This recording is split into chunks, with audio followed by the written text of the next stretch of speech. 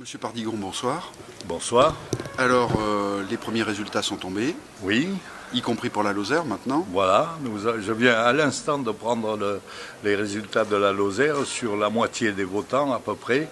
Marine Le Pen était à 34,4%, ce qui est un score jamais atteint en Lozère pour le Front National. C'est incontestablement, et comme à l'échelle nationale, une recomposition du paysage politique, c'est-à-dire que d'un côté nous avons les mondialistes, européistes, macronistes, et de l'autre nous avons les patriotes français qui veulent retrouver leur souveraineté, c'est-à-dire leur souveraineté monétaire, législative, territoriale. Vous savez qu'à l'heure actuelle, toutes ces souverainetés nous sont interdites par le biais de Bruxelles et les résultats sont très encourageants. Ça laisse augurer, vu les difficultés à venir que va rencontrer Emmanuel Macron, ça laisse un bel avenir au Front National pour la France. Je pense que dans les prochaines mandatures, les Français vont se rendre compte de ce qu'est réellement Emmanuel Macron. Et là, nous allons commencer à pouvoir intervenir beaucoup plus efficacement.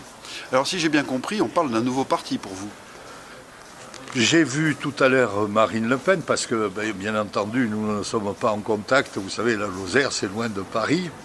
Et j'ai entendu parler d'un nouveau parti. Je pense qu'elle faisait allusion à la fusion avec Dupont-Aignan. Elle a fait surtout un appel au rassemblement à tous les patriotes. C'est-à-dire que chacun aura sa place dans notre mouvement à condition d'être patriote et de vouloir reprendre la plus grosse partie du programme du Front National. Un mot pour les législatives qui vont faire le troisième et le quatrième tour de cette présidentielle finalement. Oui, ça sera le quatrième tour parce qu'il y a eu des primaires et on a eu pas mal de choses lors de ces élections. Pour les législatives, notre candidat investi est Emmanuel Gessner. C'est un monsieur qui est dans les assurances, qui connaît très bien le terrain lozérien puisqu'il a longtemps pratiqué et il y pratique encore. À l'heure actuelle, tous les candidats ne sont pas encore officiellement déclarés, donc on ne peut pas dire grand-chose sur les législatives. Je pense que le député sortant sera encore candidat, ça fera son 4e mandat. Je crois qu'il est un peu, d'après les dires, nous on est souvent en contact avec la population, d'après les dires il subit un peu l'usure du pouvoir, et puis est-ce que 4 mandats pour le résultat que nous avons en Lozère, c'est vraiment quelque chose de significatif? Je ne le pense pas.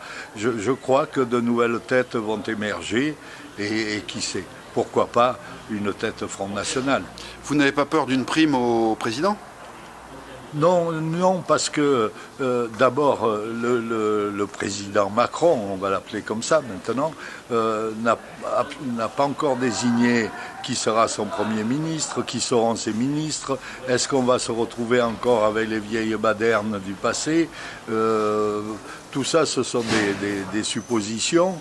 Mais je pense que Emmanuel Macron va avoir énormément de difficultés pour gouverner ce pays.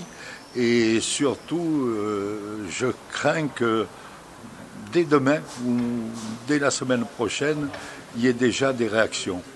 Et même des réactions peut-être, d'après les informations que j'ai, qui ne viendront pas de nous, bien entendu, pas du Front National, mais d'autres mouvements qui jusqu'à maintenant se sont caractérisés par leur violence et surtout par leur impunité, parce que quand même il est assez facile de contrôler quelques personnes comme ça, quoi. Monsieur Pardigon, merci. C'est moi qui vous remercie.